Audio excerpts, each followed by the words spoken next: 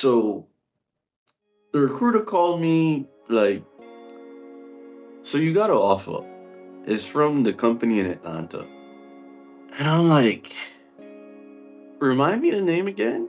Because I was just interviewing just so many different places. I was just trying to get out of public accounting. I was done. It was toxic, tiring, taxing, ironically. Um, but I was done. I was just trying to get out.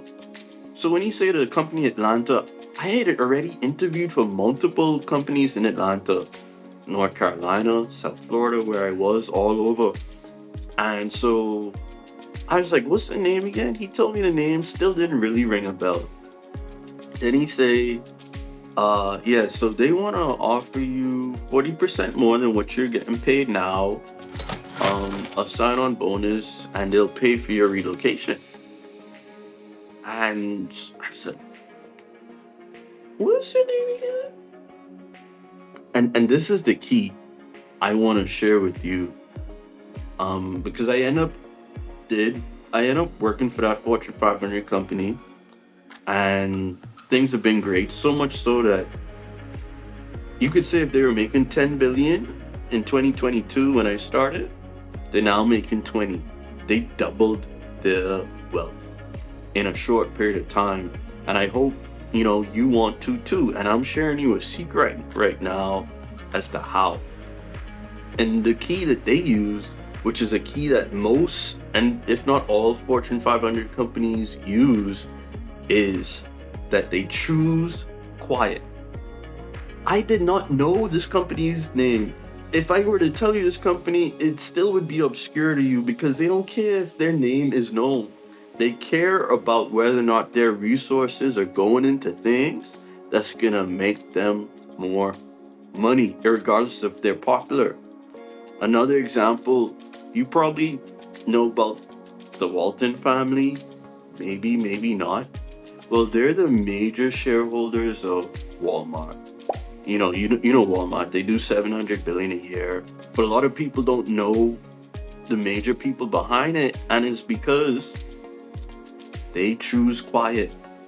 Lastly, last example, the Forbes list calls Elon Musk the richest person in the world, but he actually covets somebody and says publicly that he's not, because he's not. He is the one who has publicly disclosed assets or things on display that the Forbes journalists can identify and trace to him.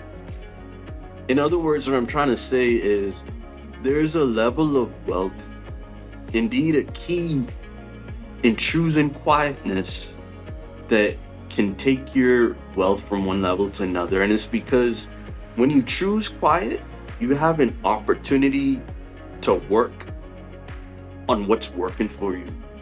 And this is what they do. This is what is practiced in the industry in corporate America. And this is what I'm encouraging you to do. Some of us already have quietness and we're going at it. Keep going at it. If you don't have quietness or you're not choosing quiet, I recommend you to choose quiet, because it's in quietness where dreams are received, realized, and relished in. It's not out here. It's not on social media. It's not like a super, like something on display, but it's like in the intimacy behind closed doors, right? This is where it's at. Choose quiet. Like, so go to work. And you probably think to yourself, like, that's interesting. Because Nathan, I didn't even know you were alive. Yeah, I'm here.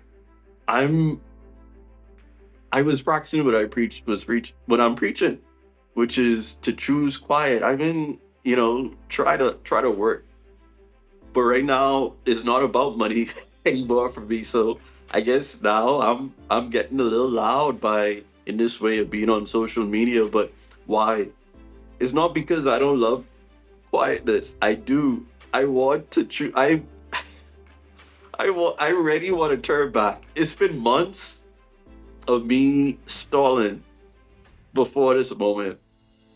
And it's because as much as I love to choose quiet and grind and enjoy the pleasures like in privacy and in confidence and stuff like that, I also hate several things. Three things really. I hate misinformation, exploitation of friends, of family financially, and I hate myself. When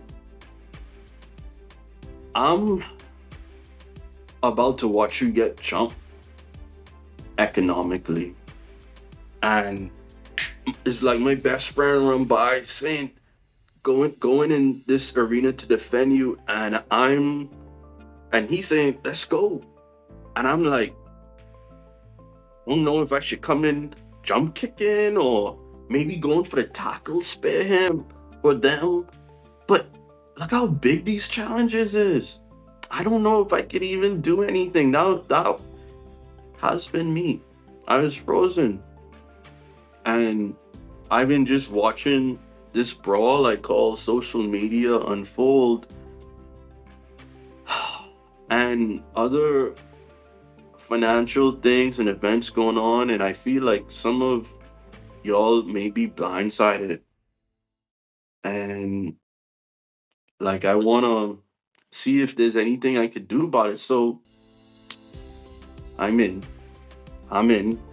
Ain't really much turning back now. But if you somebody who feel like you've been on the outside, maybe you feel alienated, maybe you're a first or second gen immigrant or foreigner, whatever it is, um, if there are money mastery keys or encouragement that I could offer and share to you, let me know. If you're that person that I'm doing this for, that would be a huge encouragement. Um, Please, then, if that's, I mean, if you here, might as well like, just DM me a thumbs up, praying hands, whatever. It'll mean a lot. It'll go away. I don't like not choosing quietness, but I'm encouraging you to.